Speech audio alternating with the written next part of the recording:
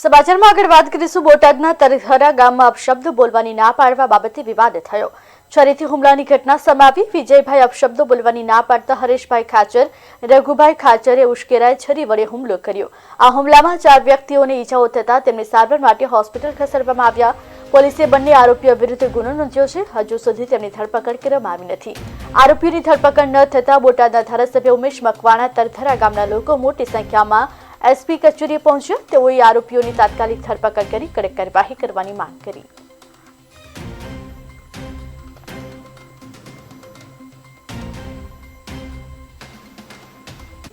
અને તમે જોયું છે કે વારંવાર માત્ર ને માત્ર કેમ કોળી સમાજના જ આગેવાનો ઉપર આવા જીવલેણ હુમલા થાય છે, ઘરે જઈને કેમ એના દપરણો થાય છે, આ એક બોટાદ જિલ્લામાં એક પ્રશ્ન જ થયો છે। અને તમે જોયું છે કે ખાસ કરીને કોળી સમાજ એકલો નહીં પણ જેટલો નાનો સમાજ છે, પછાત સમાજ છે, બરાબર, એ વારંવાર બુટલેગરોના ટાર્ગેટમાં આવે છે, વારંવાર હિસ્ટ્રી સીટરોના ટાર્ગેટમાં આવે છે, વ્યાજખોરોના ટાર્ગેટમાં આવે છે। એટલે ક્યાં સુધી? અને તમે જોયું છે કે બોટાદ જિલ્લામાં એક પણ જગ્યા એવી નહીં હોય કે જ્યાં દારૂનું મળતો હોય। સ્ટેન્ડ ખુલી ગયા છે, જુગારના અડ્ડાઓ નહીં હાલતા હોય, બરાબર, ક્યાંય કાયદો વ્યવસ્થા જેવી ક્યાંય સ્થિતિ નથી। એટલે આજે આ ખૂબ જ ચિંતાનો વિષય। એટલે બોટાદના ધારાસભ્ય તરીકે માન્ય એસપી સાહેબને રજૂઆત કરવા આવ્યો।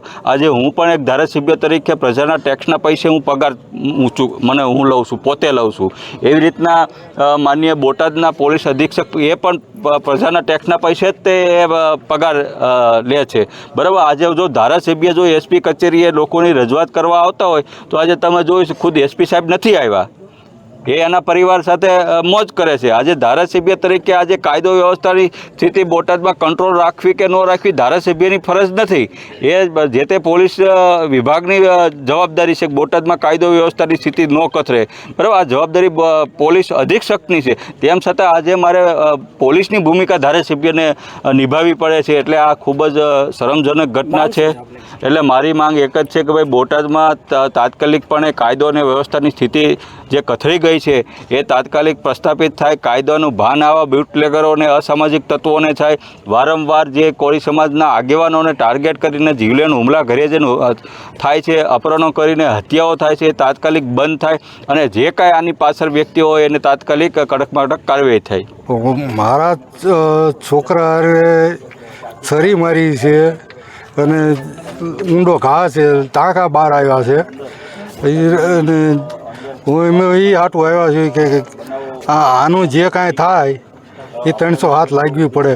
પણ સાહેબે કીધું કે 300 હાથ ડૉક્ટર રિઝલ્ટ તો અમારે મગજના ડૉક્ટર પાસે જાઓ। જ્યારે કોઈ સામાન્ય પ્રજા બાજે તો આ પોલીસ તરત જ 307નો ગુનો દાખલ કરતી હોય, પરંતુ કયા કારણોસર પ્રશાસન ડરે છે? ગુજરાતની અંદર માત્ર ને માત્ર ઓબીસી સમાજ એટલે કે અમારો કોળી સમાજને જ વધુ ભોગવવાનો વારો આવે છે। તો અમારી એક જ માંગ છે કે એફઆઈઆરની અંદર 307 કલમ ઉમેરવામાં આવે અને આ જે અસામાજિક તત્વો છે, હુમલાખોરો છે, એને યુદ્ધના ધોરણે પકડવામાં આવે એવી માંગ સાથે આજે એસપી કચેરી અમે ગાંધી ચિંધ્યા માર્ગે આવ્યા છીએ। પરંતુ જો યુદ્ધના ધોરણે આરોપીને પકડવામાં નહીં આવે અને 307 કલમનો ઉમેરો કરવામાં નહીં આવે તો આ કચેરીની અંદર કોળી સમાજ હામશે ને એવું જલદ આંદોલન કરવામાં આવશે।